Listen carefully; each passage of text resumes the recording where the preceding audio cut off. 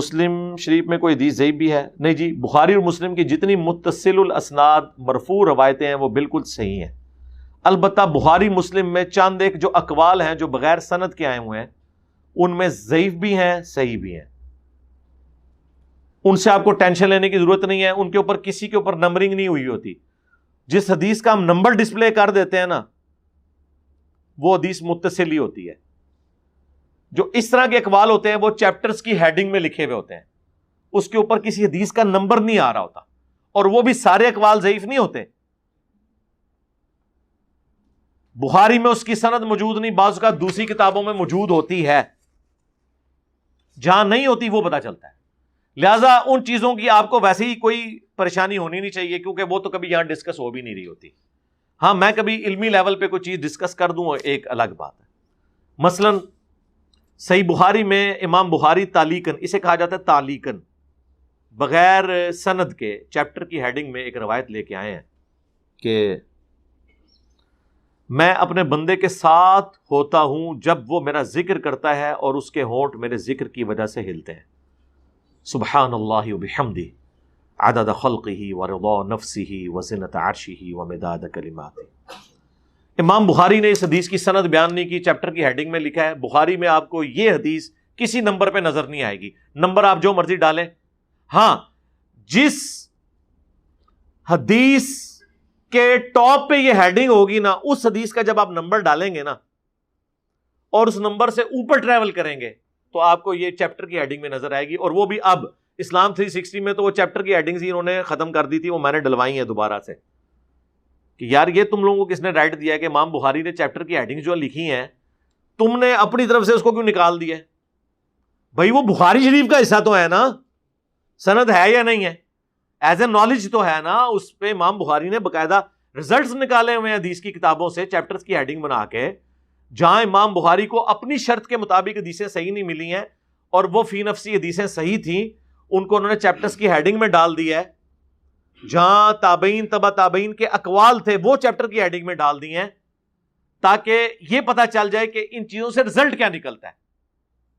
بخاری شریف صرف حدیث کی کتاب نہیں ہے، یہ فقہ کی کتاب بھی ہے. بخاری جیسی پلانٹ ارتھ پہ کوئی اور کتاب نہیں ہے. ایک ایک مسئلے کے اوپر انہوں نے رزلٹ نکالے ہوئے ہیں.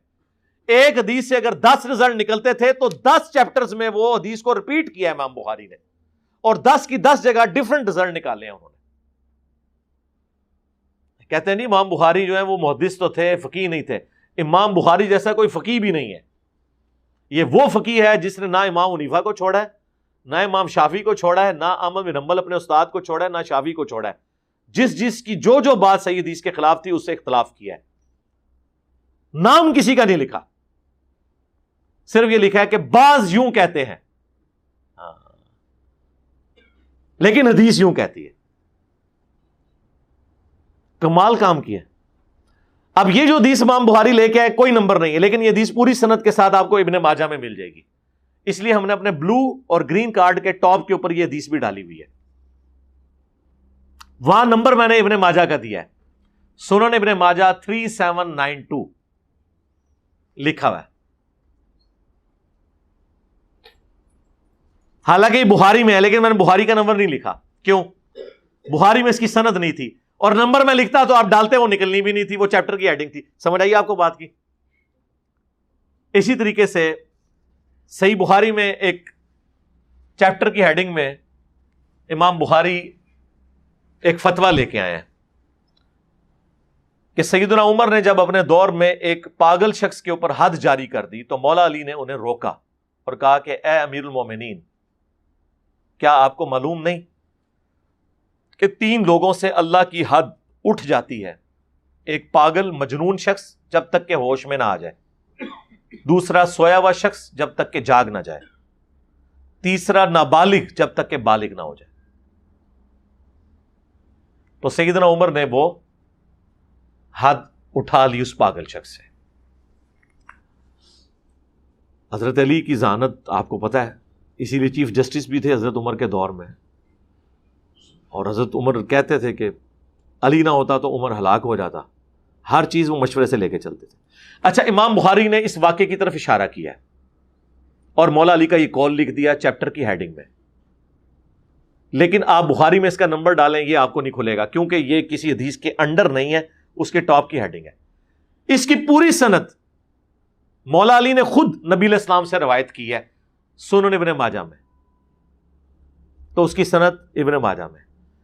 اس لیے میں جب یہ حدیثیں ڈسپلے کراتا ہوں نا، تو اگر میں بخاری ڈسپلے کراؤں نا، اس کا نمبر وہ لکھتا ہوں جس کی ہیڈنگ پہ وہ ہے، اور ساتھ امیج لگا دیتا ہوں تاکہ آپ کو پتا چل جائے کہ یہ چیپٹر کی ہیڈنگ ہے، لیکن ساتھ ابن ماجہ کا نمبر بھی ڈالتا ہوں تاکہ اگر نمبر پہ تلاش کرنی ہے تو وہاں آپ کو مل جائے۔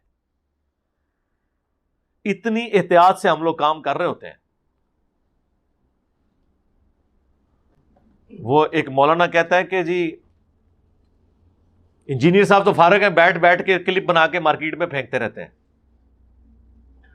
سرکار آپ کے 50,000 مدارس دیوبند کے، 5 لاکھ سے زیادہ علماء جو فضل الرحمان کے ہاتھ پہ بیعت ہیں، ایک کلپ نہیں بنا سکتے جس میں قرآن و حدیث کا حوالہ لکھا ہو۔ کہیں ہے تو مجھے دکھا دیں۔ اربوں کے بجٹ کیوں نہیں بنا سکتے؟ نمبر 1 کمپیٹنسی کوئی نہیں، نمبر 2 کیا یہ بنائیں گے؟ یہ تو قرآن حدیث کو مانتے ہی نہیں ہے، یہ فتوے لکھنے کے عادی ہیں، ان سے کوئی سوال پوچھے تو یہ کہتے ہیں فتاوی عالمگیری شریف میں ہے، ہاں رد المختار شریف میں ہے، در مختار شریف میں ہے۔ ان کا مزاج ہی نہیں، نہ ان کو ان حدیثوں کا پتہ، نہ قرآن کی آیات کا پتہ، انہوں نے کہاں سے یہ کوٹ کرنی ہے؟ اس لیے میں نے کہا تھا کہ ہمارا کمپیٹیٹر قیامت تک نہیں آ سکتا انشاءاللہ، کیونکہ جو کمپیٹیٹر آئے گا وہ ہمارا کمپیٹیٹر نہیں ہوگا، وہ ہمارا بھائی ہوگا۔ ہم تو چاہتے ہیں کہ ہر گلی سے انجینئر نکلے کہ جو لوگوں کو بتائے دیکھو قرآن میں یہ لکھا ہے، بخاری میں یہ لکھا ہے، مسلم میں یہ لکھا ہے، قرآن میں یہ لکھا، بخاری میں یہ لکھا، مسلم میں یہ لکھا، کیا یہ بریلوی دیوبندی یا بعض معاملات میں اہل حدیث بھی یہ پبلک کو یہ چیزیں بتا سکتے ہیں؟ تو اس پلیٹ فارم کا مقابلہ کیسے کریں گے؟ اس کے مقابلے پہ اگر در مختار شریف دکھائیں گے تو عوام تو لتر شریف ہی پھیرے گی نا، کہ وہ قرآن حدیث پیش کرو یار، یہ مولویوں کی کتاباں پیش کر رہے ہو، 10 قرآن اس کے لکھے ہے۔ تو یہ چیز